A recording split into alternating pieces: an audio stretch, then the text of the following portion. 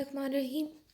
अस्सलाम वालेकुम क्लास। ये जो हमारा सेकंड टॉपिक है वो ज़ीरो ग्रोथ मॉडल है। ज़ीरो ग्रोथ मॉडल में आप लोगों को अज्यूम करना होता है कि जो आपकी जो ग्रोथ है वो फॉर एवर जो है वो आपकी ग्रोथ करेगी डिविडेंड की at the rate of zero.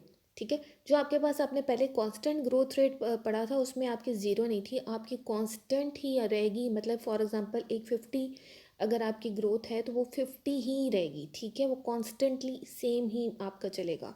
लेकिन यहाँ पे आपके पास है ज़ीरो। अब आपके पास जो ज़ीरो ग्रोथ मॉडल है उसमें हम यहाँ पे VZZ लिखते हैं। ठीक है, ये आप याद रखिएगा। जो आपके पास डिविडेंड, जो हमने इसका स्मॉल फार्मूला किया है D1 डिवाइडेड बाई KE हम लोग यूज़ करते हैं। ठीक है, ये आपको पता है कि इन्फिनिटी वाला जो है हम लोग इसको शॉर्ट कर लेते हैं। ठीक है, तो हमारे पास शॉर्ट फॉर्म में ये है D1 डिवाइडेड बाई KE।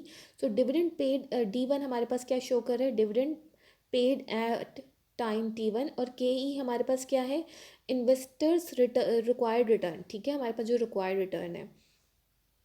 अब इसका हम ना एक क्वेश्चन सॉल्व करके देखते हैं कि stock ZZ has an expected growth rate of 0%। ठीक है, इसका सबसे इम्पॉर्टेंट और इसका आसान हल ये है कि यहाँ पे इन्होंने आपको बता दिया होगा शुरू में कि ये आपके पास जो है ना 0% से जो आपकी ग्रोथ करी है वो आपका ज़ीरो ग्रोथ मॉडल है।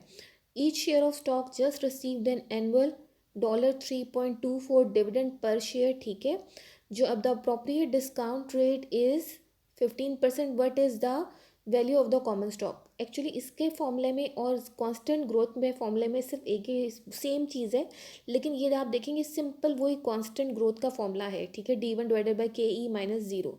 लेकिन इसमें जो हमारे पास ग्रोथ है डेफिनेटली वो हमारे पास ज़ीरो होती है, तो हम लोग जो है ना D1 डिवाइडेड बाई KE लिख देते हैं। ठीक है, सो हम शॉर्ट में लिख देते हैं, वो कोई ऐसा मसला नहीं है, आप इसको लिख सकते हैं ऐसे।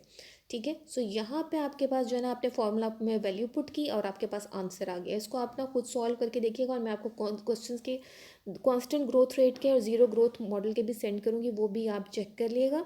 सो ये आज का ना हमारा जो लेक्चर है यहाँ पे वो एंड होता है। ठीक है, सो इसकी जो है क्वेश्चन मैं आपको सेंड करूँगी, वो आप असाइनमेंट में मुझे जो है ना वो सबमिट करवा देगा नेक्स्ट जो है वो मंडे तक इंशाल्लाह। ओके।